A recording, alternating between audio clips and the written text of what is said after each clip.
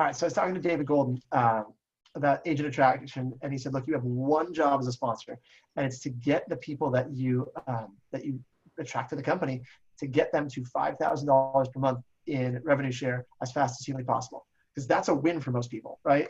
That starts to feel like it's 60 grand a year. That's real money.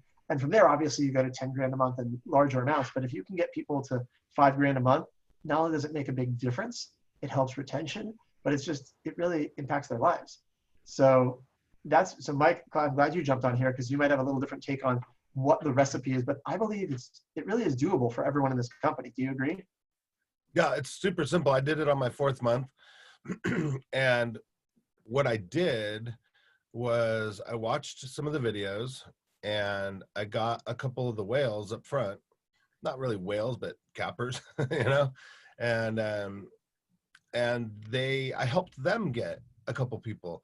So we know the algorithm or whatever you call it that everybody likes to use, get 10 agents and help them each get 1. That's 5 grand a month, right? So I looked at this a little differently. I said, well, if I could just get 5 agents and help them get 5, I'll be at 5 grand right away, and I'm not real good at math, but that worked quickly, right? So in my front line, I only had like 6 people started making 5 grand. Sorry. Yeah. So That's yeah, it's very easy and very possible. And it's a good plan for over a year. Just get 1 a month, right? Just 1 agent a month. It's not hard to do. So within a year's time, it's really easy to get that. And for the most agents, being a recruiter is not easy, but we always say the second you leave, people start going, why did they leave? So it's really easy to get 2 or 3, and then continue being loud and proud, and getting 2 or 3 a month in the first couple of months is easy. It's when all the excitement dies down, then you have to go back to work or, still be really public about it. But the first couple of months are the easiest, I thought. So let's talk about the first couple of months. And you made a comment, because this is something David and I were talking about yesterday, David Golden. So you said you watched a couple webinars. I made David narrow it down to 1 webinar that he would go back and watch, because I remember at the very beginning, he was like watching webinars over and over and over, and I thought he was insane. I don't know if any of you guys have got to the point where you've watched any of these webinars like over and over and over. I didn't at first, and then I finally got into it. It's like, okay, let's embrace it. Let's do it. So I have watched some of these webinars over and over and over. The webinar that David loves, I'll share my screen. David loves. If you're listening on the podcast, we'll tell you where to find it too. Yep, so go to brentgoveresources.com. Go up to the top of the page and click on Agent Attraction and then Training. And you're going to scroll down to the center. There's 3 different Rob Flick links. David loves the Rob Flick 90-minute training video. Yep. That one right there. And it pops up to a YouTube link, and it's fuzzy and out of focus. And it's got, 60 people in a room from August of 2018. And that's the video. That's the one that he said, that 90-minute video he's watched more times than any other video. So it's been a little bit since I've watched that one a number of times too. It talks about the wealth chart. And Michael, Henry, Scott Marlowe, who's on here with me, Mike Bjorkman. When was the last time you guys watched this? Have you watched this one? Last month, probably. Yeah, it's been about a month for me, but I bet you have seen it at least 50 times. How many times? 50, at least 50. I love it. It in person enough about 50 times too. Yeah. I love it.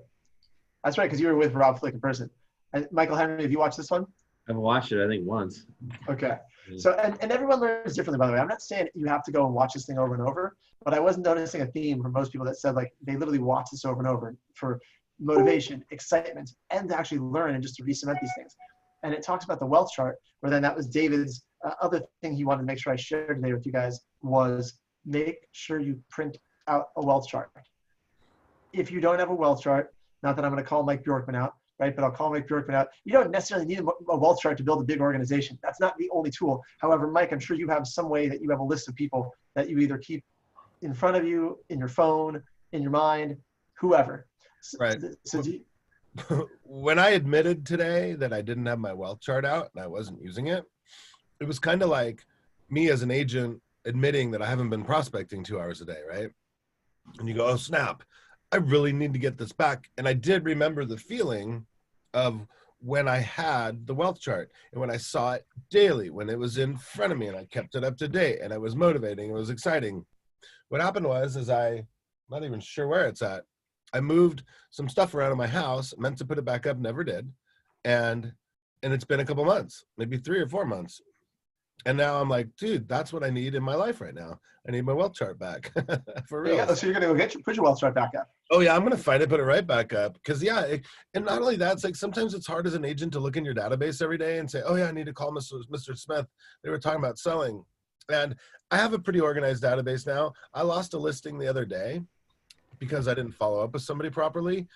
But if it was in front of me, like a wealth chart, I would have said, call Mr. and Mrs. Smith, and I would have been on the phone with them. And the same thing happens with agents, but more importantly, it just goes, oh yeah, there's Marlo, there's Henry, there's Zagorksy. I need to call those guys, and remotivate them. It's really sad because we have a service that calls people for us and sets appointments to talk to about joining our team, right?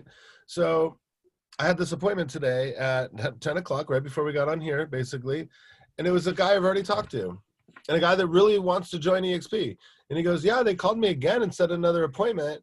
And he's like, I meant to call you anyway, so I just scheduled the appointment. Yeah, let's start the paperwork this week. I'm like, dude, now I need people to follow up for me because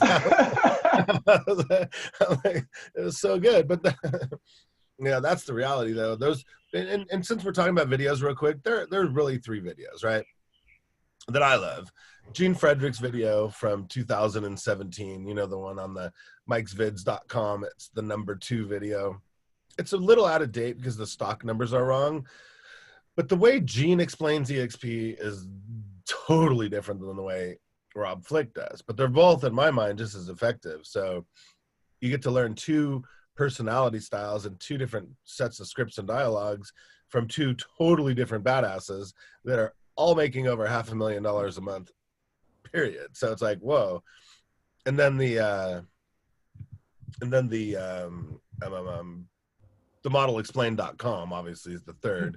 But I always recommend people that are interested. I go, are you really interested? Like, are you really curious? Spend the hour and a half or spend the hour and watch the real long ones because they go into way more detail. And I think that's important.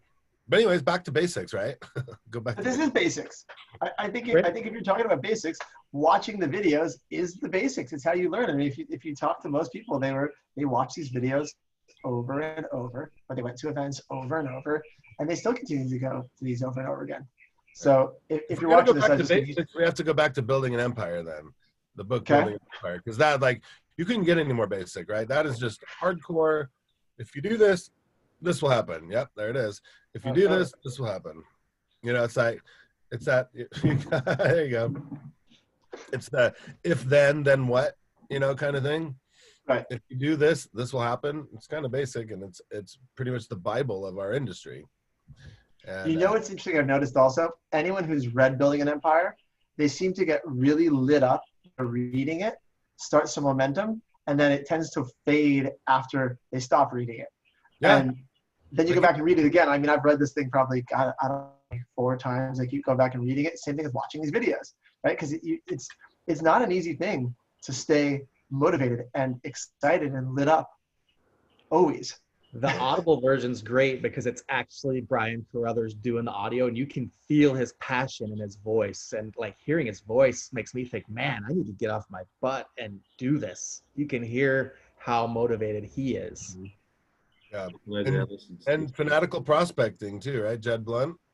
I've still never read that one. Oh, dude, you will automatically add 10 people to your front line within a week if you read that book. All right. Get on the bike in the morning, Jesse, and listen to it. It is like, I've never been so fired up as a real estate agent.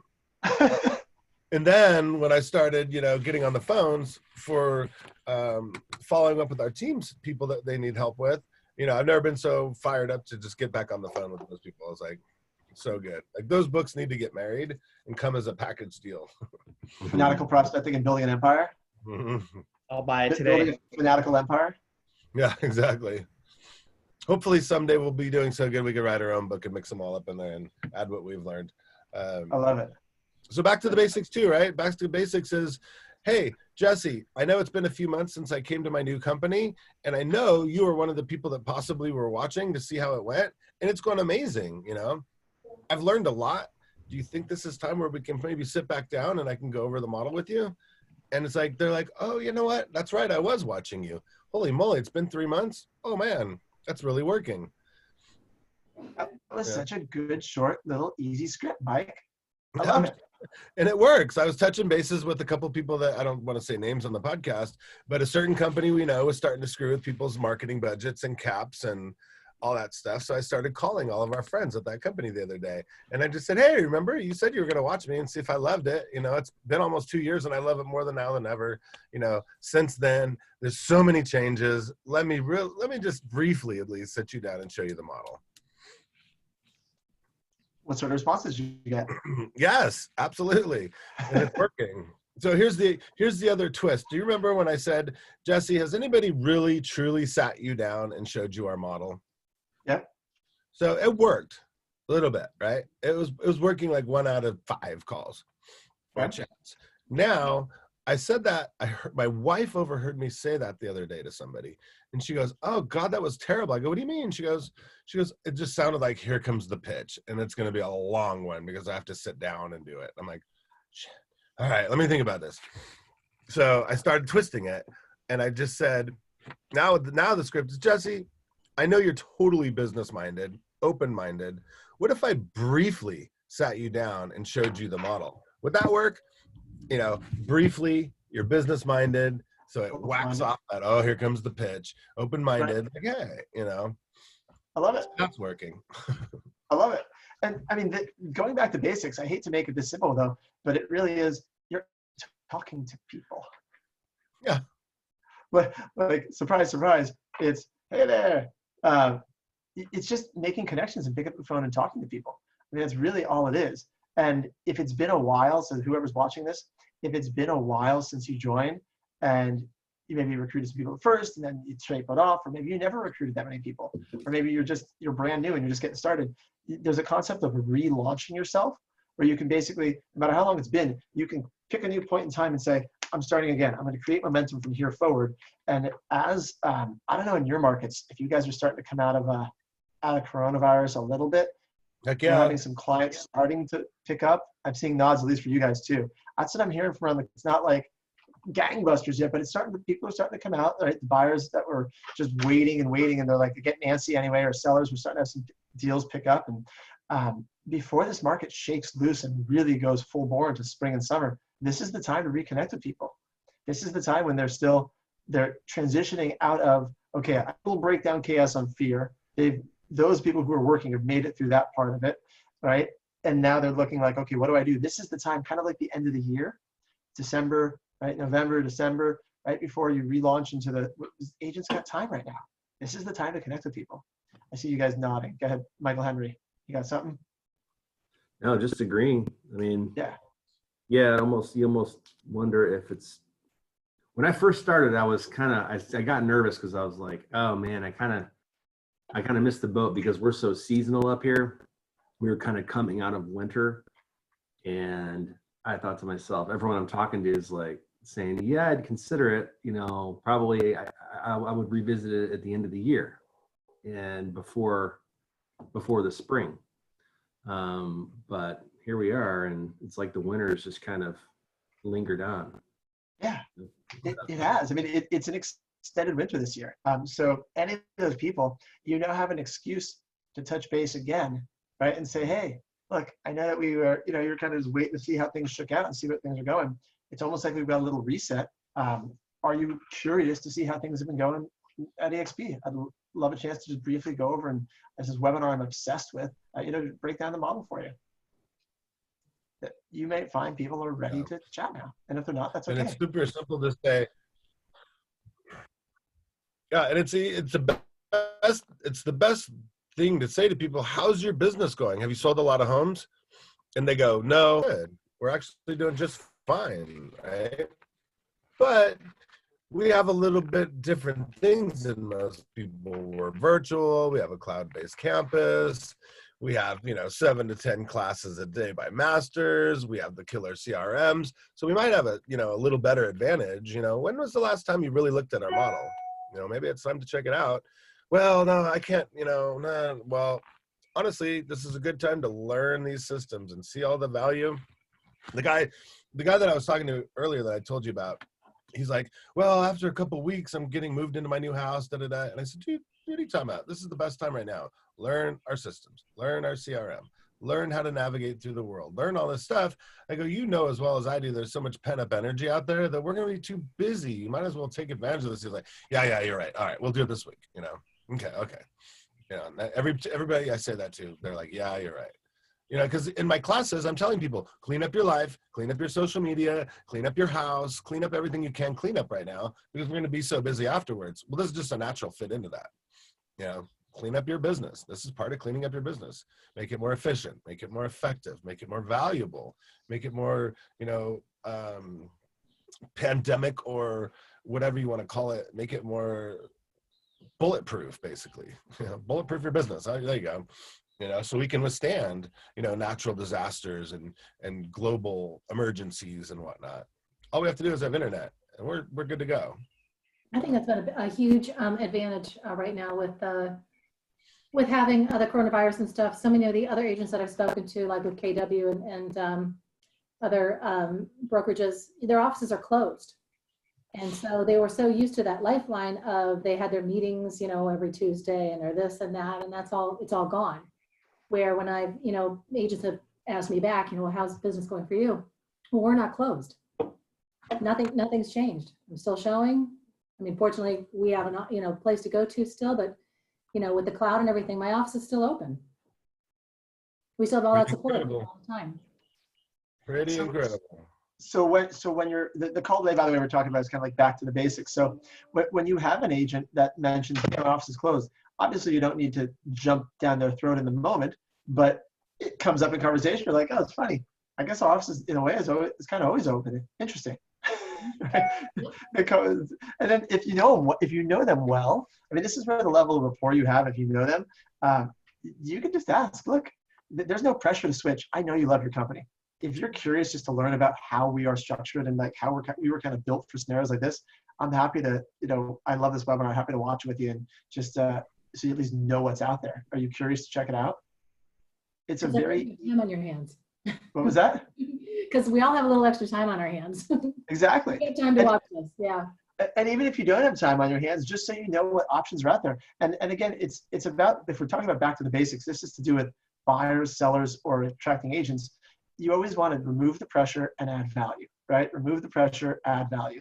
When you're talking about meeting a buyer for the first time, I'm usually saying things like, look, there's no pressure for whether you buy a house next week, next month, or next year. It doesn't matter to me. No pressure when you buy it. I just want you to get the information you need so when you are ready, you can make the best decision for your family. Does that sound fair? Yep. Same thing with the agent attraction. Look, I know you love your company, or there's no pressure to change companies. Just so you know what's out there, right? If your office is closed right now, why don't you at least check this out with me so you can see what the options are if you ever do get to the point where you want to make a change. But for now, there's no pressure. Stay where you are. Do you want to at least just learn some stuff with me? Right. There's a number of ways.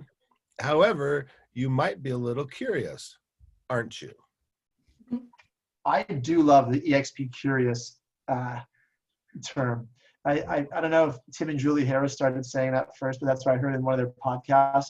I'm now on their mailing list, and I get texts that say, "Are you EXP curious?" ? Then there's like a link to a video, but it's true because I think most agents. And what's up, Darcy? Welcome to the call. I think most agents at some point, even if they don't want to switch brokerages, even if they're not looking to do anything, they are at least EXP curious because they keep seeing people change. Like I got a follow-up call with the guy today who runs his own, actually not runs his own brokerage, at a big indie brokerage. And really wasn't interested in EXP, but one of the biggest agents from his office just switched over to EXP. And I guarantee he's at least curious now. right? At least it's on his radar. If he's not ready to go over himself, he'll probably, at least he's a friend of mine, he'll probably watch a webinar with me, purely because if the biggest person in your office leaves or someone big leaves, like, have a curious. It's kind of like when your team, Michael Henry, left your office to get KW. You guys were one of the big teams in the office. When you left, people were curious. Yeah. When I talk to an agent, I always ask him, you must know somebody from your office that has gone or talked about it, right? And they go, yeah, totally. Joe went over. And I go, why did Joe leave? They're like, I don't know. I go, wouldn't you want to know? Isn't that kind of a big deal? You know, Joe's still your competition. Do you want to know the tools, technology, and actually the, you know, the arsenal he has in his pocket now? You should probably check it out. I kind of want to check it out when you say that. Right. Like, I don't know why Joe left, but I want to know. And I'm stupid if I don't know. I just want to know the tools, technology, and the arsenal in your pocket. Yeah. See? What's this telling you about this tools, technology, and arsenal? And knowing you're business-minded and open-minded, geez, you're like ripe for listening. Aren't you? Aren't you? All right, so continuing on with basics, we got videos to watch. We skipped one other step. Did we skip the step of making a list of 100 agents? I don't think we said that on this call, did we? Skipped it. Skipped it. That's part of the basics, though. Don't call yourself out if you haven't done it. It's okay. I don't need you to have accountability on this call unless you want it. If you want to call yourself out, you can let us know. But have you made a list? Have you made a list of 100 agents? Do you actually have it written down somewhere? What, Darcy? I've started it. You started it. I only see your virtual background, but I believe you it's back there. Everybody says, I've started it. It's just the normal thing to say. However, Oh, there's names written down. right. It looks like Seattle skyline to me. But the reality is, we already have the list. It's in our Facebook. Pick up your Facebook, go down your friends, add them to the list. Agents, agents, agents, agents. The list is there. It's there, I promise you. Yeah, I did create a list of agents everywhere. And then I'm also intentionally, every time I get a showing request or an offer or anything like that, I'm making sure I friend those people and I'm putting them in that list, and I am trying to interact with those individuals a lot more. I love it. That'll also help my celeb status in my market too. Yeah, I love it. So, something that I just thought, and this is not necessarily basics, but just a thought I had when Michael Henry was getting on the call. One, if anybody wants to be interviewed, let me know. I'm happy to interview you anytime. But you can grab someone else and interview them. Mike Bjorkman made a comment earlier that one of the basics he believes is being loud and proud about EXP. But if you're always beating your chest on, hey, I'm EXP, it gets old in the social media feed. But if you're trying to just lift other people up, it doesn't matter if you sponsor them or just other people in the company. You can just grab someone, jump on Zoom, go Facebook Live and say, hey, I'm just talking to one of my partners, another agent here at our company that's doing some amazing things, and just chat with them for a few minutes. But the fact that you're adjacently talking about EXP by just focusing on that agent, I think puts it out there that you are loud and proud. Does that work for you, Bjorkman? Yep. That's why I'm still able to be on all these massive training outlets, you know, Club Wealth and Real Closers and all that. I don't talk about EXP, but they know.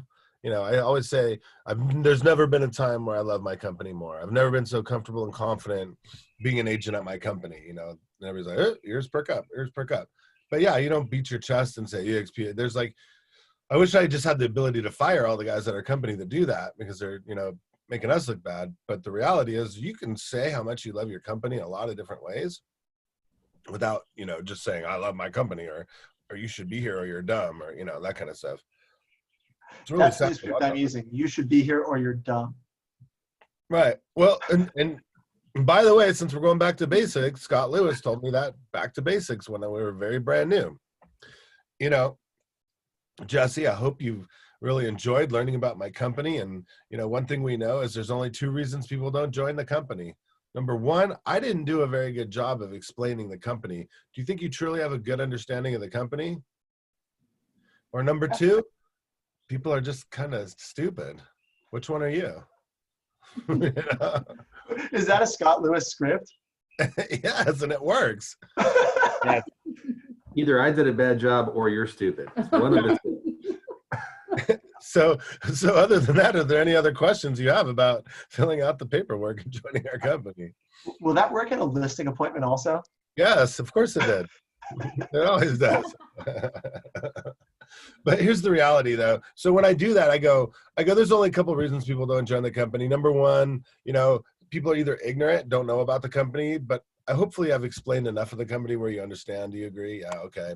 Or sometimes people are just,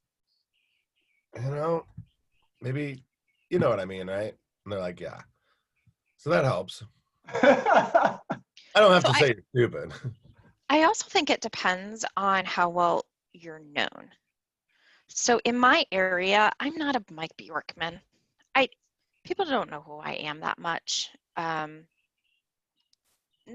talking consumers, but other agents, right? They kind of know, but we've got so many agents here, they don't know who I am. So what I've been doing this week is I've been reaching out to my lending partners, my escrow, title, other people that I know are doing stuff on social media and saying, hey, if you need somebody to interview on social media, I would love to do that. So it's not always me running it. It's I'm on their platform, which gives me more credibility, right? And it always says Darcy Hardy EXP Realty. Love it. And the people that watch that, well, it might be meant for the end consumer. The people that are actually watching it are other agents. So I love it. Ask those vendors too. The vendors I actually know who's not happy at their company. So when you talk to those home warranty reps, termite reps, lenders, whatever, just ask them, who do you know that might not be so happy? Or who do you know that I could really truly help? There's been a lot of my vendors that I've had to give a presentation to so they get it and they go, oh, there is a difference. Because so many of your vendors don't have a clue. They don't. And once you get the vendors excited, they're like, I want to get my license. See how you're feeling right now? That's how the other agents would feel. So send them to me, would you? So that's really powerful. And that headset, whatever you have on, is amazing. My God, Darcy. It's like, it feels like you're sitting in my room talking to me. It's so crystal clear. I am. Yeah. It's like I'm glad to hear that, Mike. It's crazy. It's like in 3D. So anyways, so what else, guys? I'll just offer up that, I've been a little gun shy in terms of when it comes to, I started off making some calls, probably had a little more rejection that I liked. And since then I've been more focused on just establishing credibility for myself in the agent community as just like a producer and a leader. But I haven't been pushing it. So, something, I'm sorry, I don't mean to make this the Darcy show. It's just, I've had some success lately. Good girl. I'm trying to be like Mike. That's why. Tell us about it. Okay. So I've been working on my celeb status, right? As Mike has taught me to do, because I want to be like Mike when I grow up. Jesse's like, oh God. I want to be like Jesse, but like Mike, right? So Jesse. So I have been doing a lot of things and putting myself out there a lot more. And I don't know if you guys have, if I've invited you, if you're part of the Freed Agent Academy Facebook page that we have up here. We've been doing what we call the Papa Power on Mondays. You're welcome to join it. You're welcome to invite other people to join it. It's like a quick half an hour mastermind. And we're inviting different specialists to come on and talk about different things. Jeff Fitzer is going to talk about YouTube videos next Monday, and we're having tons of luck inviting people to that.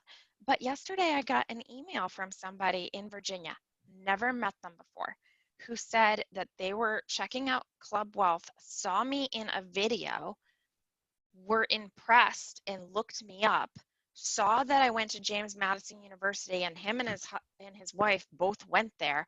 So he's decided to reach out to me and ask me about EXP. And I have a call with him at 1 o'clock today because of that. So you don't know where things are coming from, but if I wasn't being active on social media, if I wasn't putting myself out there for things, this wouldn't have happened. And who knows if something's going to happen from it or not. But after every single Papa Power Monday thing, I'm getting phone calls from people that I've invited and saying, oh my God, that crew that you're part of, they're awesome. Tell me more about EXP. And these are not people that I had on, I mean, I haven't had them on my long-term radar, but not like I know they want to make a move kind of thing. And they are asking me questions. Who's in the group? The Papa Power? Papa Power was started by Christine Andreasen, Mel Parsons, Lindsay Nakorchuk, and myself. And these two guys over here are involved in it some, along with Brent and David. They put stuff on it, but they haven't come to any of the meetings. We just, mainly it's Christine and myself, and then we invite whomever. And we've had some awesome ideas come out of this group. Yeah, collaboration. That's what the whole thing's about, right? That's good that you're throwing yourself out there. Like, but I had to go back to Michael Henry's statement a little bit earlier. Then I'll come back to you, because Michael Henry said something that's really important that a lot of people say, you know, in the beginning I was gung-ho, then I had a little more rejection than I wanted. And I was like the same in the beginning, right? Me too. No, you weren't. 4 months, yeah. How many? Maybe his was a little bit truncated, the whole emotional thing. I was like, it was terrible, right? Like, and I was like, oh, there was a minute where I go, this isn't for me, right? But then I started getting good at supporting the team. So I was like, that's weird. So once I get them, I'm good with them. Like, kind of like a buyer's agent, right? They suck at getting leads, but when you hand them one, they're like, yes, I can do this. But anyways, long story short is, as a coach, and I talk to people all the time about rejection, and I ask them to truly, like, for reals, write down how many contacts you actually made, how many contacts, or how many attempts, how many contacts, and how many actual conversations did you have. And you go down the list at the end of the day, and you said, I made 50 calls. I talked to 20 people, and I had 4 people reject me, or even if it was 5 calls, 5 attempts, 2 talks, and 1 rejection. And you break it down and you really look at that, it's not a lot of rejection. It's not a lot of contact. So it's kind of like going through your database of past clients or whatever. You have to call 50 people to set 1 appointment. So it's no different with recruiting. Like, you're going to have to talk to 40 or 50 people to hire one. And we know that's not true. We know, just so you guys know, they average about 1 out of 5, right? And that's a pretty good recruiter. 1 out of 5 can set an appointment. That's pretty good. But the reality is, if you really look back at it, it's usually somebody that was influential rejected you, somebody that was a little obnoxious that rejected you, and 1 rejection feels like 10. But remember, it was just 1, and you're in real estate, right?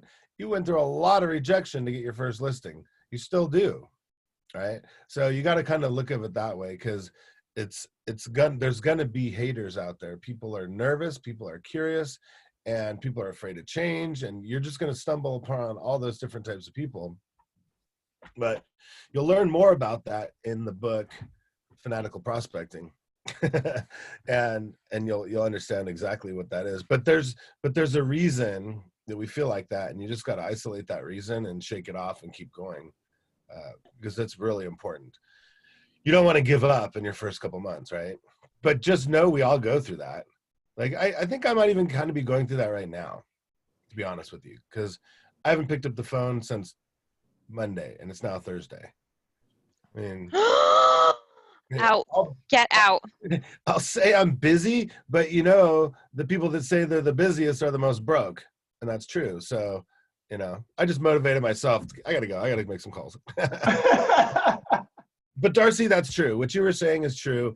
And every time somebody asks me to be interviewed, be on an interview, be on a panel, speak at something, MC something, do an auction, I always say yes, because there's always somebody watching, and those are very expensive to be part of. Uh-oh, the kid's gonna get beat now. He's all, oh, but mom. So those of you listening to the podcast, Darcy's kid just came in, and I think might have a dead cat or something with her. Uh-oh. Sorry. Something Are you really good? good happened. So anyway, so the point I was trying to make is, yeah, be out there and say cool stuff, right? You don't have to say too much about anything, and people are like, "Who's that? Who's that? Who's that?" Eventually, everybody knows you, right? Like when I first started at Lab Coat, when I first started at closing table and Club Wealth and all that, I didn't know everybody, but I made sure I was on the stage. And then when you get off the stage, everybody knows you. And then, you do it again and again. And pretty soon, I mean, you could be the worst real estate agent in the world, but if you're on stage a few times, they think you're God, right? So it's really weird what kind of trust speaking instills in people's minds, and it goes for your community too. And, if you're part of our free coaching program, that anybody's welcome to join. We talked last week about being the town celebrity, right? And we talked about speaking and being part of community events and whatnot. So as a real estate agent, the best way to be known is be part of NAREP and ARIA and Women's Council of Realtors, and put together the caravans and the charity drives and all that, and just get known around the agents. And then they're naturally going to start asking questions when they see you're happy and successful. That's a really good back to basic tip too, I think. I love it. And I want to dive into one thing on what Michael Henry said also, because I do appreciate you, Mike, being so transparent. And really, dude, we have all gone through it. We all do go through it. Like that feeling of like, you got some excitement and then you get some rejection and you get a little beat down. Believe me, I get it. We've all got it. So my question for you was, before you joined EXP, like how many people reached out to you? Did you say no? What did it look like? How long was your journey to EXP? Yeah, I mean, I don't know. It wasn't like constant, but I went to my first lunch and learn like over 2 years ago. But I was like special agent, just spying, spying. Yeah. I don't know what they were up to. But I had no rapport. I didn't, Right. not interested at all. I've had probably, a couple, 2 to 3 other people sit me down and zero interest. So, yeah. And that's the thing that I want you to remember also. So everything Mike Bjorkman said, spot on advice. I just remember this because I forgot this myself. It took me about 9 months to come around to say, yes to EXP. And when I finally saw it, I immediately started seeing the world through the same, assuming everyone else in the world saw it through the same perception I now had, right? Like as soon as EXP clicked for me, I assumed that everyone else I'm talking to, like, well, they must get this immediately. If they don't, then they're stupid, like that, but it's not like that. I swear that David Golden said to me before I joined EXP, he said, Jesse, join EXP, do nothing, get rich. He didn't really say that. He didn't, okay? He never said that, but I heard that. I heard in my mind, join EXP, do nothing, get rich.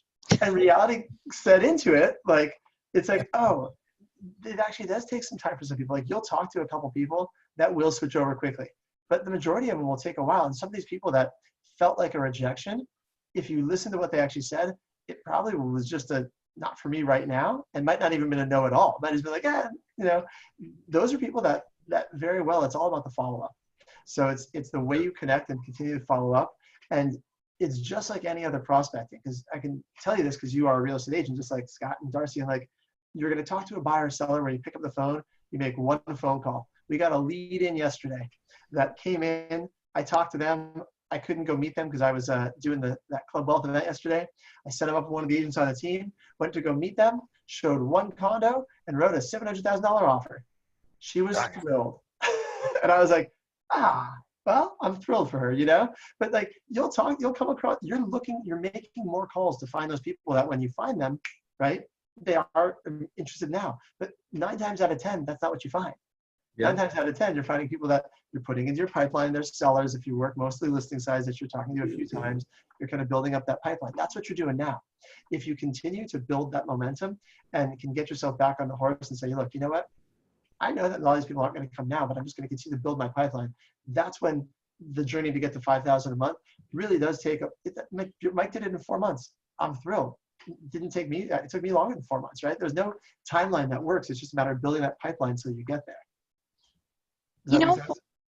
you know what got me into EXP, or what brought my attention to EXP? I mean, I'd What? heard of the company. Nobody ever approached me about it. Nobody ever talked to me about it. I was not happy where I was. I know I needed to make a move. And I was settling in with the idea of, okay, I've got to do all this research and figure it out. And my lending partner said to me, do you know what EXP is? And I was like, yeah, I've heard of that place. And he was like, no, seriously, you need to check it out. And I said, yeah, I guess I might know a few people. And he's like, I'll set you up with somebody. He'll walk you through it. He used to be the broker. I said, okay. So I did a call with this guy. He had misunderstood the intention. And I got on the phone with him and he said to me, Jesse, I told you this. He said to me, so I hear you're looking for a sponsor. And I said, well, no, I'm looking to hear more about the company. He's like, oh, I just thought you wanted a sponsor. Well, okay, I guess I can tell you some about the company. And he talked me out of EXP. He basically told me it wasn't the place for me. Okay. Then I ran into Mel Parsons for some other stuff, and she brought up EXP, and I was like, oh, I'm not going there. And she was like, trust me, just talk to Jesse. And within like 2 weeks, I had converted. I was super fast. Yeah, it's like a religion. You convert. But I was a super, super fast switch, but I wouldn't have had the buy-in if an agent had approached me, because I would have thought there was something in it. The fact that my lender approached me was huge because I trust him. That's why I said your partners have to know Right. about the company. So, you know, he's been to a few EXP things. I think he might be there on Friday. I don't know or not, Mike. But I say that specifically because have that partnership